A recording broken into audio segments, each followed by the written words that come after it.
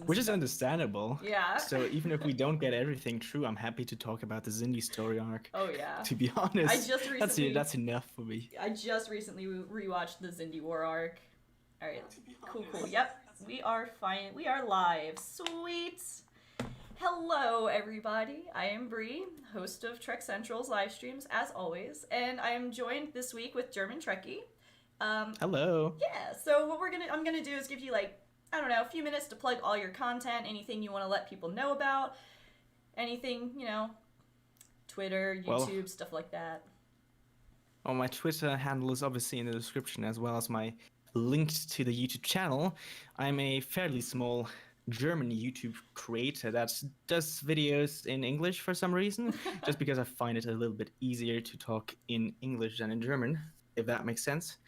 I am mainly doing Star Trek Bridge Commander content on my channel, which is a retro game where you can put up different ships against each other and battle the hell out of them. But also some lore things like Stargate and also, obviously, Star Trek, with further additions being Battlestar Galactica, Doctor Who, and some Ooh. other classic sci-fi stuff. Do love some And Doctor right now Who. I'm running a science fiction Lego crossover animated series between Star Trek and Stargate in its first season. The first 2 episodes are already out, so if you want to check them out, that would be really great. Do it. But yeah, so today our discussion is going to kind of it's going to be a very umbrella conversation because our topic is the evolution of Starfleet as a whole, and obviously we have so much canon to go over, so we're going to have to pick and choose what we discuss. But I think one of the first things that we should definitely start with when discussing the evolution of Starfleet is the founding of Starfleet itself. Which, if anyone who watches this channel knows, I'm a bit of a fan of Enterprise, even though it gets its hate. I personally like Enterprise, so this is right up my alley. It was one of the things that I actually really enjoyed about the show was that they kind of gave that background as to, hey, this is how the Federation was formed. We have a show pre-Federation, and this is the events that led to it. But I guess one of the first things we want to talk about is pre-Federation. So I know you were talking about something that came pre-Federation that I even didn't know about. If you wanted to talk about that real quick, because that's actually outside my wheelhouse, because I did not do my heavy research. The United Earth Space Probe Agency, which kind of resulted out of NASA and what Earth had at this point. Well, there's actually not much to talk about them. I think we actually hear about them very detailed in Star Trek Voyager's Friendship 1, that they actually existed already before the 2060s, which is kind of interesting. And as far as I remember correctly, they were responsible for the launch of Friendship 1 itself. That obviously devastated an entire civilization in Star Trek Voyager, so congrats on that. But there's actually not that much information on them, to be honest. Because that's the thing is, like, I'm not super great with beta canon. We have people like Dom and Jack and Nick who are way more well-versed in beta canon than I am. So that's definitely more in their wheelhouse, I'm sure. Because I'm even sure it goes into it in books. And even people watching might even know some kind of stuff that's discussed in the books that I don't know or that you don't know, just because beta canon's not something that I know a lot about, honestly, if I'm being real. But the foundation of United I almost said Starfleet, sorry. The United Federations of Planets, as we said, is part of the Enterprise series and kind of ties in heavily with the Zindi War arc, which I love, and I think you said you like the Zindi War arc a lot too. Right? Yes, I do. It's awesome. Yeah, because I think that's probably one of the first things that we can talk about is how the Zindi War arc, in my opinion, helped lead to the evolution and creation of the Federation of Planets. But if you wanted to start off, or if you want me to start off on how you see that evolution took place, feel free.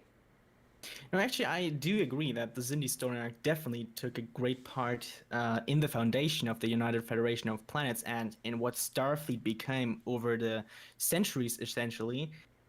without ignoring how the chronological order of the shows is. I have to admit that the Zindi attack, well, we see at the end of the Zindi story arc that the entire fleet is gathering around, and we have actually Vulcan and Andorian ships with them, as far as I remember correctly. I believe so, because I think they got them to be part of the force defending, specifically because they said, do you really think they're going to stop with just Earth? I think is what they said to get them to join sides and defend Earth. Yeah, that was like the thing going on. Yeah, and I mean, even still, if we're getting heavy spoilers for anyone who hasn't seen Enterprise, if we're getting into the absolute end of the Zindi War arc, when even the fellow Zindi side with Starfleet, that itself also lends into the creation of the Federation of Planets, because I forget what episode it is, when they start signing the treaty with not the very final episode, because we don't like to talk about that one, but I think it was the episode right before the last where like Trip and T'Pol had a kid, and it was like with the Terra Prime story arc, with this terrorist organization going on. And during that like meeting, you had a whole bunch of the Zindi there.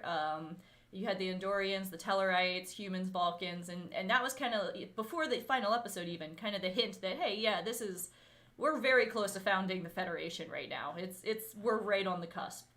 And I really don't think that would have happened if the Zindi War didn't take place, because I don't think there would have been a reason for Vulcan and Andoria to side with Earth in defending anything.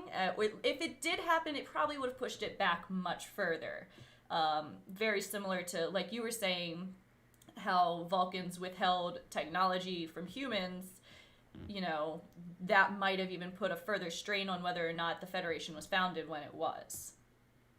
Well, the Federation kind of resulted out of the coalition of planets that we had, like, at the end of this whole arc, that fell apart during the Earth-Romulan War, so let's get into a little bit more beta canon to get that whole thing up until the Federation's foundation. And just after the Earth-Romulan War, the Federation was founded, and Starfleet began incorporating this whole technology the other races that would join in bring, which obviously led to many problems because Earth tech was not necessarily compatible with technology that the Andorians, the Vulcans, or the Tellarites had to offer. But yeah, the Vulcans definitely played a part in holding humanity back for a long time, which is not necessarily bad. I think that their reasons are somehow justified because, there's like the Klingons out there. But if the humans actually had listened, then probably the whole Zindi story arc would have gone very, very differently, with Earth eventually falling, which would have been a shame. But it would be also a pretty cool universe to explore, like with the rest of the colonies being around. But I think I'm going too much into it. I like I said, I'm not super strong with beta canon, so I really like hearing beta canon because it's information that I don't know that I get to learn about. So I like that kind of stuff, and that's one of the things I know a lot of people are talking about, hoping that either one of the series coming up or some new show is going to discuss or like flesh out the Romulan War that has kind of yet to be shown in a Star Trek show. And I would very much like to see that, because as someone, like I said, who isn't great with beta canon, it would definitely help me understand the Romulan War arc that happened in the early foundation of the Federation a heck of a lot more. That's definitely something I'd really like to see. But I'll actually play devil's advocate with the thinking that with the Vulcans holding technology back, I was almost always on the side of Archer for that, where it was like, okay, I can understand holding it back for a little while, but even in the first episode, they were like, it's been like 50 years, and we can't do this, and we can't do that, and I was like, that's a long time to just let someone have this technology and do nothing. All they needed, in my opinion, would have been some guidance, which is what the Vulcans have done. So, and it just took an event like in the first episode, Broken Bow, or Bow, I don't know. I think it's Broken Bow. I think it was Bow. Yeah, Broken Bow, where the Klingon crashes on Earth, and that is the spark that lets them start exploring with this new Warp 4 engine. Is it Warp 4 or 5? It was Warp 5. 5, sorry. That's right. first warp 5 engine, correct. So it's the first chance that they got to do all that was because of a spark that led to it. And I think that if that didn't happen, it would have the Vulcans would have continued to hold technology back. And that's why I'm definitely more on the side of Archer with saying that I think maybe it wasn't the best idea to hold technology back as long as they did. But that's my own personal opinion. I can see that their side of, these are, a brand new group of people and they don't know what's out there in the world. Very similar to when Q sent Picard to meet the Borg for the first time, and he's like, you're not prepared for what's out there. That I can see, but with guidance, I don't see why they couldn't have just let them do their thing with their own technology. I mean, I do, with the holding down weapons technology is definitely understandable, but I don't know why they really, or I can't really understand why they hold back technologies like the Warp 7 engine. Yeah. Or just giving them Warp 6. I mean, that's more than they could achieve like in this time. But I also do think that it kind of is a big part of what Starfleet is, that they managed to get so far without the help of many other species. I mean, at the end, the Andorians are very happy to help them, which I think like it's a little bit of a shame because the Vulcans are the ones who discovered the humans. Let's put it like very carefully. Right.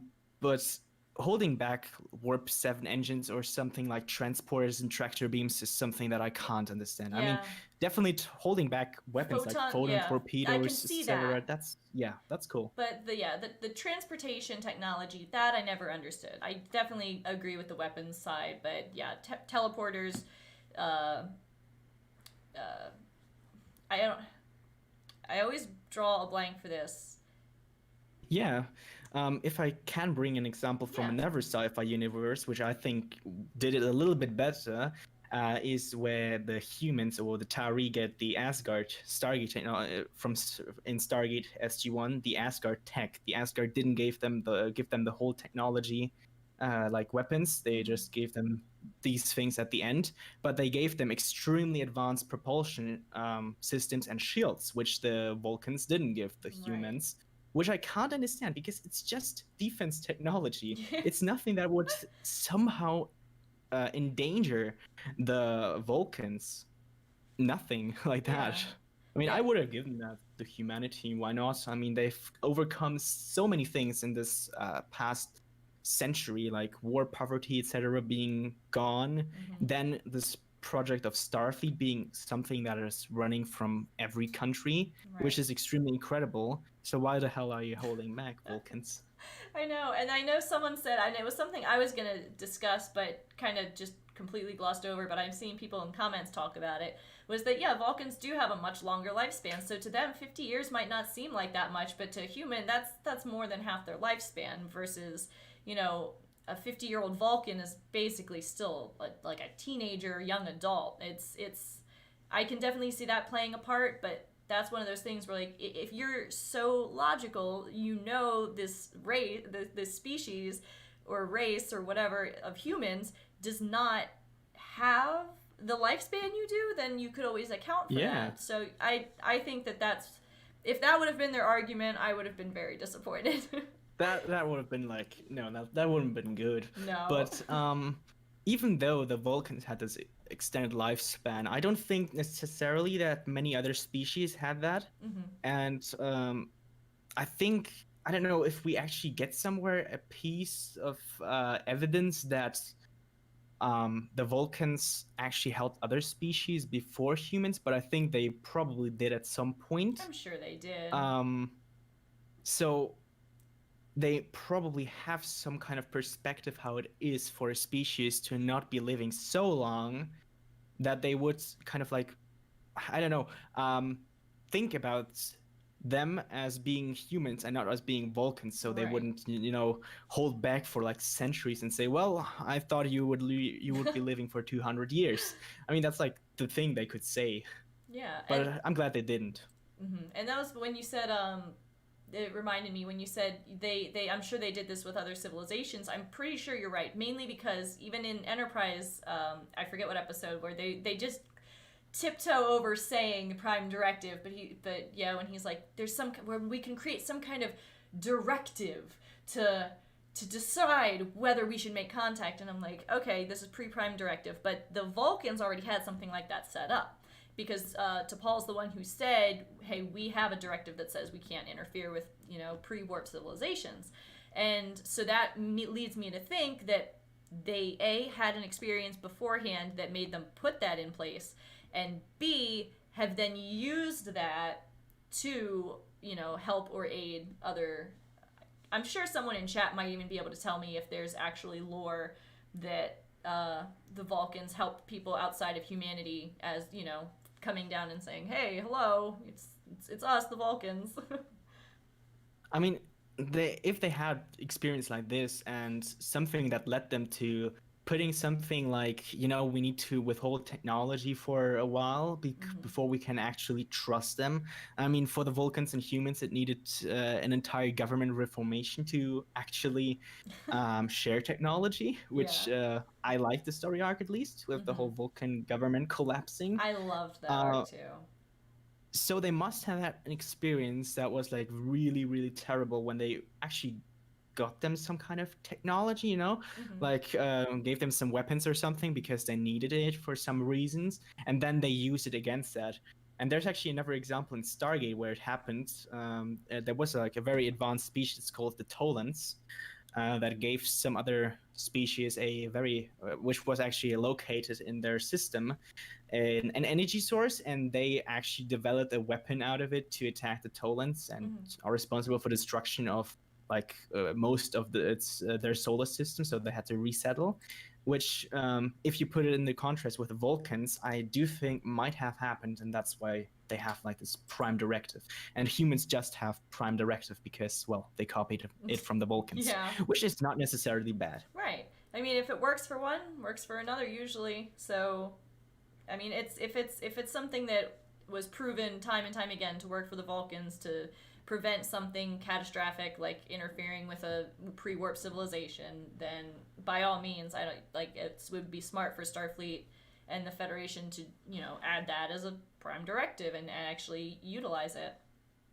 But what was my notes keep disappearing. There we go. But so we talked about that. So I guess one of the other things we want to talk about, it's kind of right in the topic of technology, is the technological development throughout Starfleet's throughout the Federation's history, excluding what we were already talking about with Vulcans holding them back. But I guess you want to start. What was your favorite tech evolution that you saw? Because I think I know what mine is. Technological evolution, that is definitely my favorite. Oh god, that's hard because there's so many technologies in Star Trek, especially what the Federation has to offer, that I really enjoyed. For example, I am a big fan of the newly developed quantum torpedoes at the time of Deep Space Nine. But when it comes to propulsion system, and I know many people might actually don't like me for this, but I have to say it is the spore drive, which I found very fascinating. Me too. Please don't kill me for that, but I have to admit that.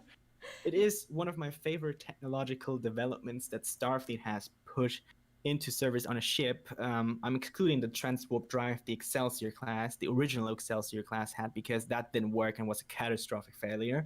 So yeah, that's like, it's a spore drive. I have to admit, it's a spore drive. I actually really do enjoy the spore drive. I don't know. I know people don't dislike, but it's something I find enjoyable. But it is. I'm trying to, let's see. Mine would probably be let's see.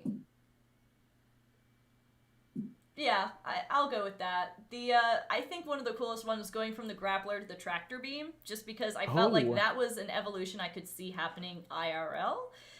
Because we do, I mean, it's just something I can see. I mean, obviously, even went back in like 2014 when I was in the military, I remember reading an article about like being able to tractor, like it was like a photon or something. So it wasn't a photon, it was like a molecule of something or like an atom of something, but it was still, suspended, and they've been working on that kind of tech. And so I could absolutely see something like, if we advance to the kind of space travel where you you would have to have something to even still with like collecting space debris, where they're thinking about putting like a net out or something to collect space junk that's been floating around. That's, I mean, obviously not a grappler, still a tangible item that can be used for a purpose that could then be replaced by something like a tractor beam, which could serve the same purpose. And I think that was probably my favorite one, just because seeing an Enterprise that they didn't even have a tractor beam, but they did have a teleporter or a transporter. They did have that, which I thought was interesting, even though they didn't really like to use it for people. The idea that they still didn't have a I always keep wanting to say transporter or teleporter when I mean to say I lose it every time. I don't know what I just said. I just said the grappler to the the grappler to tractor beam. I don't know why I always lose the word tractor beam. It's like this one word. It's been my whole, like ever since I've been a Star Trek fan. It's the one word that for whatever reason just doesn't exist in my brain. Like I can think of everything else Star Trek, but for whatever reason, tractor beam is never on the top of my brain. No matter how many times I hear it, see it, it's just wild. I don't know why I have such an issue with that, but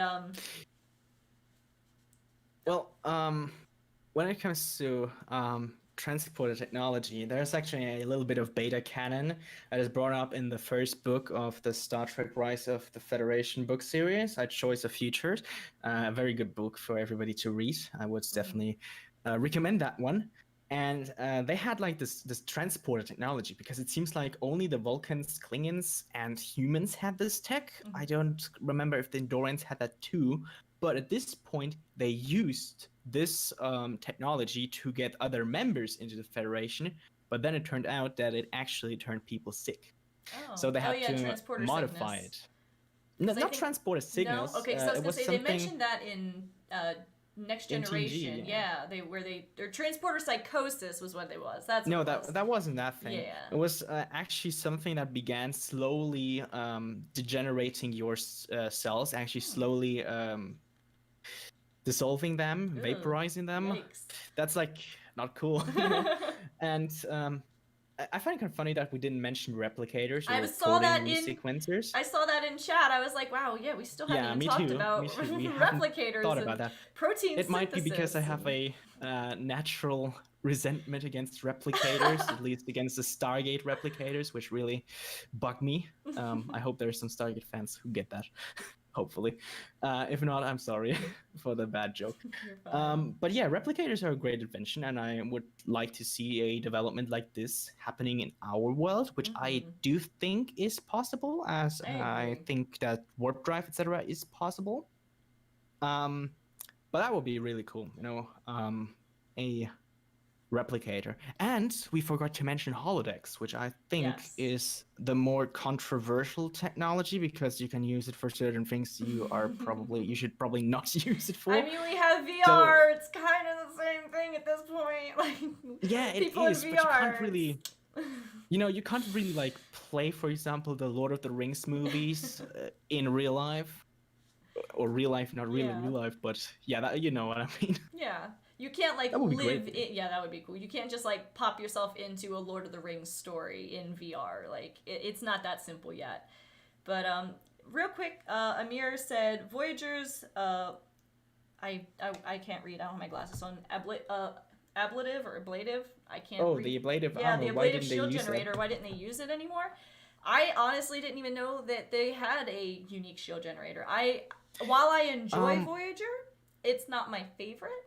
So I watch it and I enjoy it, but I definitely don't focus on like the lore on it quite as much. Yeah, I know what you mean. I probably can help that out because I've been actually thinking a little bit about the ablative shield generator Amir is talking about. It's the one they get in the episode Endgame, with this thing basically materializing this second layer of armor around the ship. Oh, is that metal stuff? I do remember that. Okay, I didn't know it had a name. I think they actually didn't give it them a name, because the ablative shield is something, or not ablative shield, ablative armor. They call it ablative armor, not ablative shield. That's like a little bit weird. Or do you mean the secondary shield generator Voyager has? Now I'm confused too. But when it comes to the blade of armor, it was definitely a pretty interesting technology. And Mhm. yes, why don't they use it in Picard Yeah. anymore? Because certainly they have mass-produced this technology.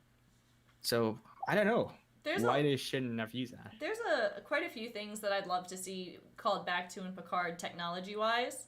I know they kind of did a little bit of a callback with. I know a lot of people didn't like the holographic interface for the ship, but I liked it because it was a little bit of a callback to TNG when Bashir was like, "Oh, I haven't used a." Obviously, it was a future setting, but I haven't used a holographic interface or whatever it was that they specifically call it in forever. And I did like the fact that canonically it would be around the time that these would be on ships. With the holographic interface, I It's not actually have interface. nothing against. I'm sure it's. Oh, you don't have anything against it. No, I don't have Yeah. anything against it. I personally like it. I It's like it a too. new development. Yeah, and I see And it. even if I've never played it, it reminds me of Mass Effect. Yeah. To be honest, I've never played it, but it does remind me of that. Yeah, it's one of those things where I see where people. I see. Let me put it this way. I do see good arguments on the side of how they could have made it better. Like making it so that you could, like how on the in the holodecks you can create basically anything. You could create a a console for like a TNG era ship or a Voyager era ship, to make it so basically anyone could pilot it. Now, the reason I like the idea, but I don't think that would be something a lot of people would want on their ship, is because if you don't know how to use it, you could simply just say, "Oh, let me just change it to something I can use and steal this ship." Like, to me, it would be more of a security breach to let anyone be able to fly your ship with, any kind of knowledge of any kind of ship flight. I mean, as far as I know, and I think that's something that Lore Loaded has pointed out in some of his videos, is that Voyager had this kind of backdoor window thing, backdoor access thing, where you could, or some Starfleet ships had that, where you could actually turn off or manually shut down the warp core and do a full computer restart and actually override any kind of command codes with that. Mm-hmm. Which is, I don't know why they haven't used that anymore, or any Yeah. kind of space pirates don't use that. It's like the I- easiest way to get control over a Starfleet ship. I would love to see space pirates show up in Star Trek. Like, I mean, We had that genuinely, in Enterprise yeah, with the Ferengi. yeah. That was cool. I'm thinking more like in upcoming series. Like the one I can think of that would fit in so perfectly for would be Star Trek Lower Decks. That one I could see a space pirate episode being, something they did. I could just see the comedic aspect of it happening. Yeah. And it just being an enjoyable episode. It doesn't even have to be the Ferengi. It could be, I'm trying to think like some of the other. I mean, obviously there's Tellarite traders, but I was thinking more, piratey. And I can't think of anything off the top of my head outside of the Ferengi, who I would almost more call like snake oil salesman or I almost wouldn't classify them as piracy, except for in the episode of Enterprise. You're right, when they basically pirate the ship. But I guess future Ferengi, it's more just blatant capitalism and theft in a different That's true, way. yeah. But Enterprise era Ferengi, yes, absolutely, they were pirates. But I don't think, given the state of Ferenginar currently, that there would be a lot of Ferengi running around being pirates. I could be completely wrong here, and it could have been like a civil war on Ferenginar after Rom took over and changed everything. But well, let's hope not. I know, I would love for that to not be the case. I find the Ferengi funny how they are in Deep Space Nine, how they are portrayed in Deep Space Nine. I didn't like I have to, I have to admit, I enjoyed the episode where the Ferengi were the pirates in Enterprise. Mm-hmm. I did like it because it had some cool ideas and some cool execution, but I don't like the Ferengis as pirates so much. Yeah. And I have to say, additionally, that I don't think that or many people will be fully able to hate Lower Decks in every point, because it is like a Star Trek show with a little bit of a Rick and Morty setting. and it's just supposed to be some kind of funny thing happening, I'm which is very fine. excited. I do like this, this idea of pirate stories in this one, because the show definitely has the room for that. It is like perfectly for that, for settings like this. Yeah, and I think we just both got called out hardcore because I totally forgot the Orions are still considered pirates in Star Trek canon. I always Oh just yeah, right. yeah, I always just kind of view them as I mean, always yeah, they're forget them, definitely to be honest. pirates. Like looking at them, they're for sure pirates. But I guess I just never really True. view them that way. I view them as more No, like no. I don't know. I always put more of like a just rogue. Like if I would give them a Yeah. more roguish archetype than like a straight up piracy. But I For me, they're definitely, just especially For me, more they're just running a shady business, yeah nothing else. They're not really yeah pirates. because They that's are, in Star Trek, they're considered pirates, but I don't think about them as pirates. They're like too yeah newbie to be pirates. The Nausicaans were more for pirates yes than Nausicaans I could see. the Orion were, to be honest. Because with the Orions, I mean, at least they still technically have legitimate business. I mean, they think it was an Enterprise where they say like the Orion slave girls do it more to gather like intelligence and stuff, and then go back to the slave traders with all this information to like, I mean, yeah, basically pirate the ships and stuff. So yeah, I guess so. But at the same time, they, especially in like Discovery era, they seem more along the lines even TOS. The original series and onward, it seems like they moved away from strict piracy to more just shady business practices. I think it becomes even more evident when you go up to the point of Deep Space Nine, where we have like this episode where Ezri visits her parents and her family. As far as I remember, they are kind of like running a business within the Orion Syndicate. Yep. So it's like a normal thing It's like to a do. mob. It's like yeah, It's very exactly. mob-like. It is.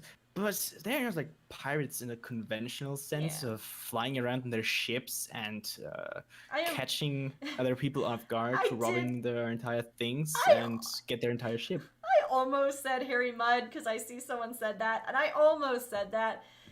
But I was trying to think more of like a race that Star Trek portrays as just strict piracy, because obviously there is piracy in Star Trek, but I was thinking more like a whole race. Like you said, the Nausicaans, I could see them more so being classified as straight up piracy. But yeah, there's definitely individuals who engage in piracy, like Harry Mudd, who we love, love to hate. We all love to hate him, but yeah. Yeah. There's something that a certain Malcolm Dip said, and that would be Voyager has also a few pirates episodes with Delta Quadrant pirates. Wasn't they called like weren't they called like the Maloons or something with M? They were something with M. Are you talking and they about were like the very first really people they run pissing into? me off. Yeah. Oh, not the Kazon. Okay, I was. But the Kazon could be called pirates too. Yeah. They're just they're just the poor Klingons of the Delta Quadrant. I have to put them that way. I I'm never sorry liked for the that. Kazon. I really didn't. No, they were like, no, not good. I did like when they bring in Species 8472 because that was something new. But the Kazons, no. Yeah, I was not a Kazon fan, but yeah, I agree. Species 8472 was something I enjoyed, even though we're working with 2000 CGI. I did like the concept of, or not 2000 CGI. Late 90s something. Late 90s CGI. Sorry, I was confusing with Enterprise. Late 90s, CGI. It's still a good. I like whether it was great visually. The concept was great, and that's what I like. I like having more unique aliens that aren't just so humanoid. I mean, yeah, you have like the floating clouds here and there in Star Trek, but straight up, non-bipedal. There's always non-corporeal. I feel like that's something that Star Trek loves is non-corporeal beings, non-corporeal beings, non-corporeal beings. And it's like every alien that's not a humanoid is a non-corporeal something. Except Species 8472 and like, I mean, you could say the Xindi, but the insectoids still walk on two legs. So I would almost say they're like humanoid-esque. But yeah, Species 8472 very unique in that sense, and I really liked that. Oh, The Tholians, that's The the other one. Tholians, Tholians. yeah, I was like, another unique I always species. forget A them. very unique species. Oh, I, he I just do literally like just said the. that. I was like, wait, I know I'm forgetting one. Yeah, Amir just said Tholians from the mirror universe who are trying to steal future tech. They could be time. Oh, that's funny. They could also qualify as pirates, but we were sitting here thinking like non-humanoid. Who could that be? But yeah, I do really like when things like that show up, and it's not just your typical person with funny prosthetics on their face.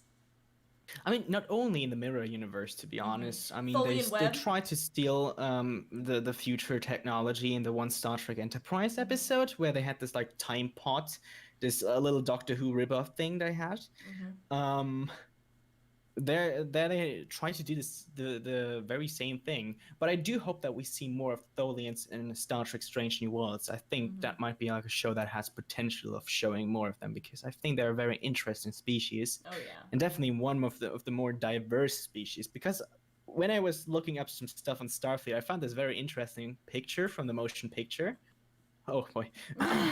Where they had like this claim: many Starfleet members of various species, and the only other species you see there is like a Vulcan, and that's like one person. I wish that Star Trek, especially now since they actually have the technological capabilities and probably also the financial capabilities, that they would show more and more diverse alien species. That would be cool. I mean, excuse me. I'm choking on my own spit. CGI has come such a long way. There is really no excuse for why they can't make some kind of very just out there alien like Species 8472 nowadays in Picard or Discovery. I mean, I guess in Discovery you had the flower. If they were living, you had those orchids in Picard, but I guess I don't know if they're organic or not, or if they're creations. So, or like, they're synthetic. Are they synthetic creations or are they organic? Because then I would say that's a really good example, but I don't know. So I can't even put that one in there. But yeah, I really think that we could see more stuff like that, and I would like to see more stuff like that, especially with animating. You don't even need CGI for that. It just anything your mind can create, which is why the animated series had two bridge officers, and I said that I have not seen enough of the animated series to be able to answer these questions. Every time I ask this, chat helps me out. But the cat race. And the guy that was orange, and he had like the extra arms, and he had a very generic like name that didn't sound alien at all, and I always forget his name. And then the other one. But those two, like in animation, you can do so much. Like you don't even need to worry about CGI. The thing is, with the CGI, it's quite easy because, to be honest, as you might know, I'm doing some CGI myself. And it is really not that hard to model an entire alien, especially when you just go do something random, because if you do something random, the chance that you hit something that is not human or not remotely human is much easier, obviously. But with thinking a little bit, you can really come up with something very great, and maybe something that would someday turn into something that people would view as like one of the coolest CGI aliens within Star Trek, for example, which I view Species 8472 as, and obviously the Tholians, because the Tholians are basically Species 8472, just crystalline and less powerful. But they're awesome. They're very, very well made models, even for that time. And I do think that Voyager had a great success with being like the first CGI animated show. Well, CGI with ships, etc. That was really good. I think that they made a successful thing with Voyager, to be honest. And Enterprise really managed to hit that even more with giving us extremely beautiful shots. And obviously the new movies, especially in the Kelvin timelines, gave us some incredibly awesome views. So with CGI, it's not a problem. No, not at all. I just hope they do it. But so that we can make sure that we have time for questions from people in chat, I guess one of the last things we can move on to is something we can kind of talk in tangent with each other, because I have so many views on this. And that's the combination of two things. One being, the development of Section 31 and how that came about. which also got, in my opinion, kind of goes into the Starfleet. Obviously, we talked about the rise of Starfleet, but kind of that decline. And Yeah. I would almost even, because I love Section 31 so much. I go out of my way to watch episodes related to Section 31. It's probably my favorite freaking group of, like, in Star Trek. And it's the idea that they have this, basically, it's like, it reminds me of when the CIA would do these bonkers ass, missions that when you look back at the declassified files, you're like, I'm sorry, what were they thinking? Like, Yeah. that's what it reminds me of, and that's why I really like Section 31 so much. It's like, maybe what they think they're doing is worth it, but, outside looking in, you're like, I don't know about that one, Chief. Like, that's not... That's too much, yeah. too much. Which kind of goes into and I'm going to bring up, I think we talked about Steve Shives already. I'm going to bring him up again because he's a great YouTuber, friend of the channel. But he did a video recently-ish, probably within the last month or two, about, is Starfleet actually the bad guys? And I love that video because that is something that I've been talking about ever since people were like, when Picard came out, they're like, oh, why is Starfleet all of a sudden the bad guy? And I'm like, have you watched the show? There's so many examples of Starfleet being absolutely just horrible in different ways, whether there's individual captains who do it, but even Starfleet as a whole, like, I forget, there was something he mentioned, there was a whole ass order or in Starfleet that basically lets you destroy a whole planet or like freaking commit genocide if for some other purpose. And I'm like, I'm sorry, who thought that was a good idea to put it like as an okay, you can do that to like just destroy a whole planet? Yeah. That doesn't seem like something a good group of people would do. So, The thing is, to be honest, and I think that's some kind of touch of realism they gave Starfleet, not only with Section 31 having like this gray being area, like this subsection that can do everything they want, basically. Yeah. But they gave this realism to Starfleet, with Starfleet actually being an organization that would sometimes just do something that only benefits themselves. Exactly. Every government does that, and I think that would be no different with Starfleet too. I mean, if it serves them, they would probably hire some people to kill the Federation president just to replace him or something. Absolutely. I could definitely see Starfleet doing that because Starfleet isn't like the saint of Star Trek, to be honest. There are people kind of a military, like they aren't the government. They are like basically a military branch of they're the Navy. They're the Space Navy. So I mean that would literally be called a coup. That's not a good thing. And even in Deep Space Nine, I was gonna say in Deep Space Nine they literally have a coup but again, granted, that wasn't a Federation admiral actually doing that, or was like this change? It wasn't a Starfleet. That's what I meant to say. It wasn't a Starfleet order. Yeah. It was an individual making that decision with a small group. It wasn't on order of Starfleet. But there are examples of, and like I said, Steve pointed out, I have to go back and watch the video, but there are examples of Starfleet orders that as a whole are just, most could say just horrible decisions or like wrong or almost evil. True. And you're like, oh, I didn't even think about that one. But just to make it clear, because there's some people asking if Section 31 has existed in canon for a long time, and that they are basically Starfleet. Well, not exactly. Section 31 was included in the original United Earth Charter as well. Under the Article 14, Section 31, this is why it's called Section 31, that allows an organization, or actually Starfleet itself, to bend their rules in order to favor the United Earth, or later on the United Federation of Planets. I think by the time the United Federation of Planets came around, they actually were so hidden that probably not even the United Federation of Planets or many people that were in this whole institution did know that it is around. Yeah. That is like extremely impressive in a way that is also extremely disturbing, to be honest. And that's why I have such a draw towards Section 31 as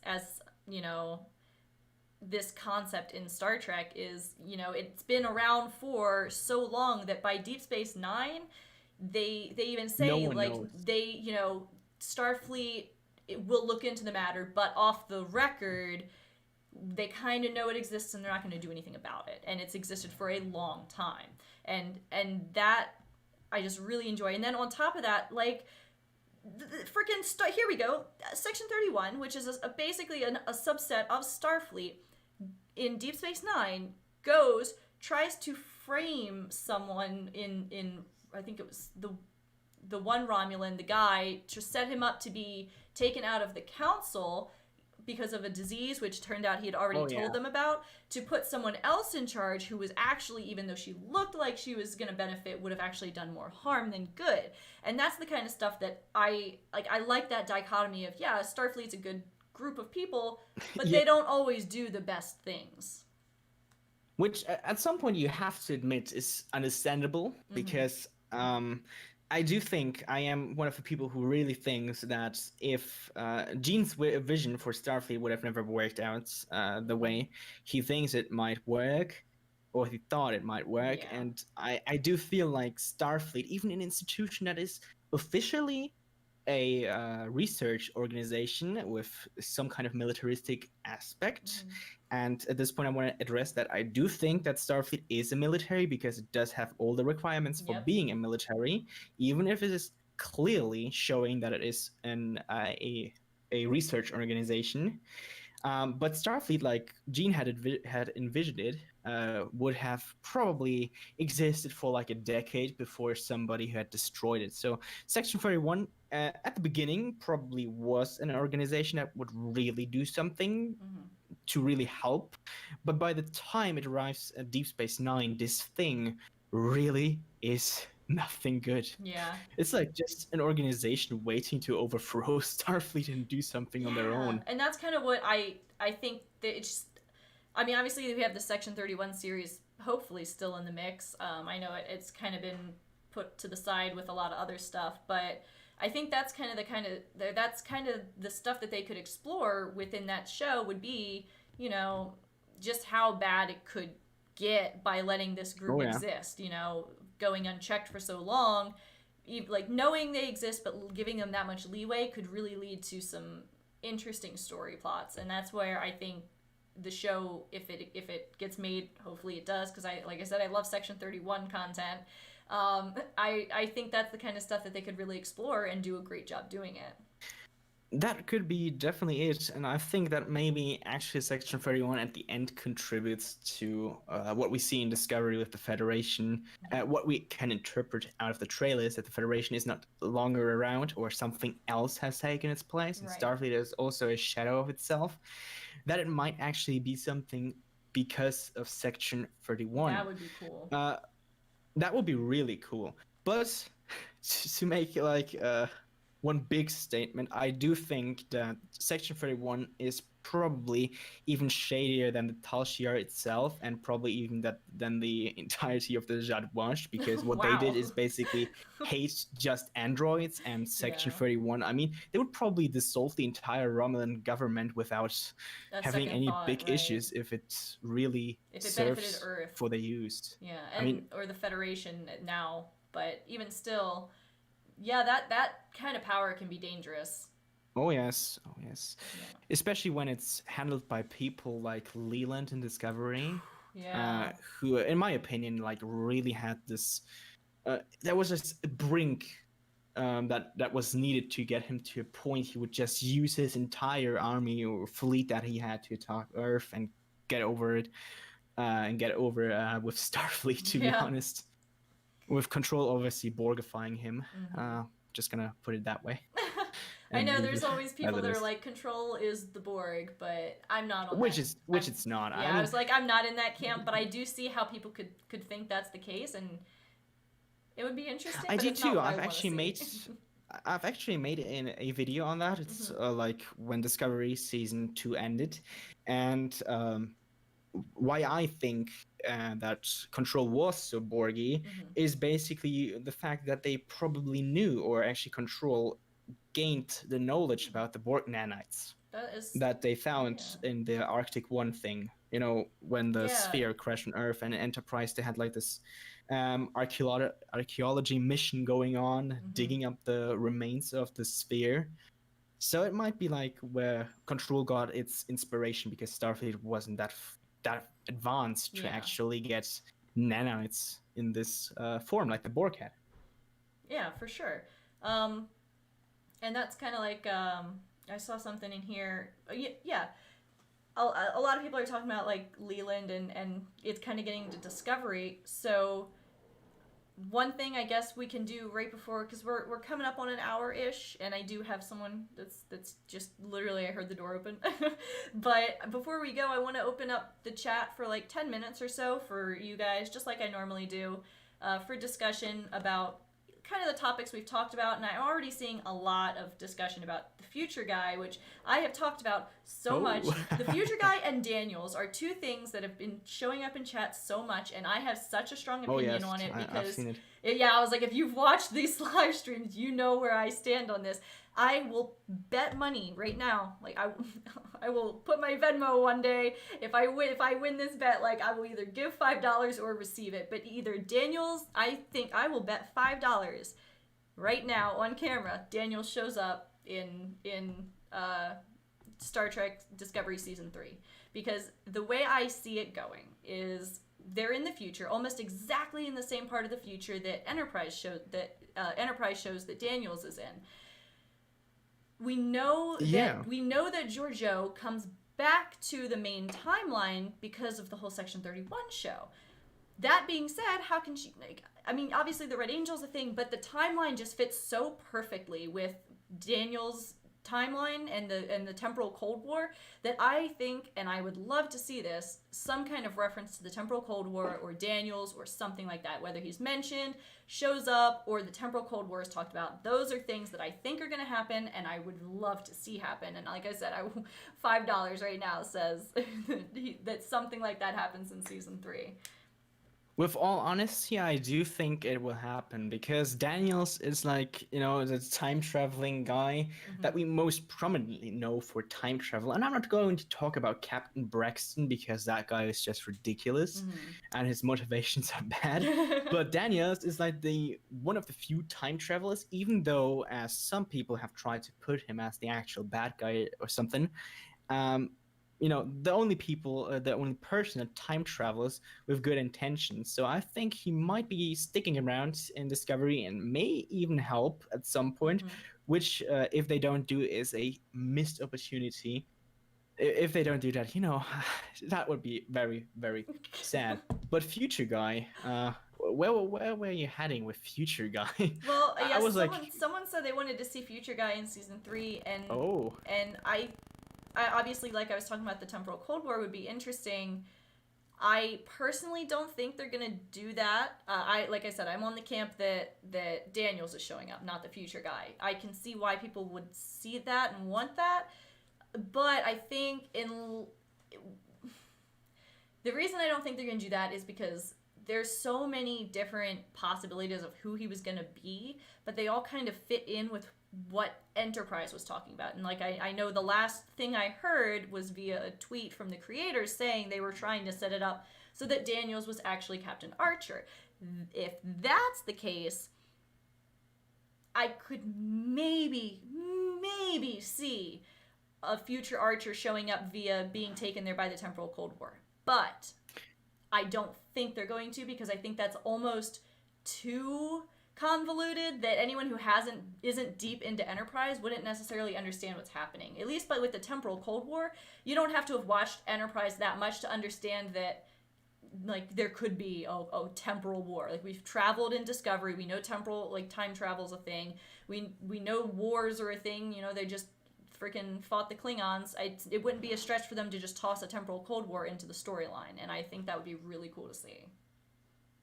Well, it would be at least pretty cool to see someday at least revealed who Future Guy is, because the other part of the speculation was that Archer himself might actually be Future Guy, and as far as I remember correctly, someone who has worked on Enterprise actually once stated that they planned on making Archer Future Guy. Yeah, that's what I was saying, is on Twitter, the showrunners... very interesting. Yeah, Oh, that's what you meant. Yeah, the showrunners said in a tweet that they were setting up for Archer to be the Future Guy. And that's why I thought that maybe technically he could show up, like the future guy could show up, but it would be Archer, and they could, put it together that way, because at least they've mentioned Archer in Discovery on a screen, at least. They said the best captain. So, I mean, he's canonically, we know who he is, even if it's just by name.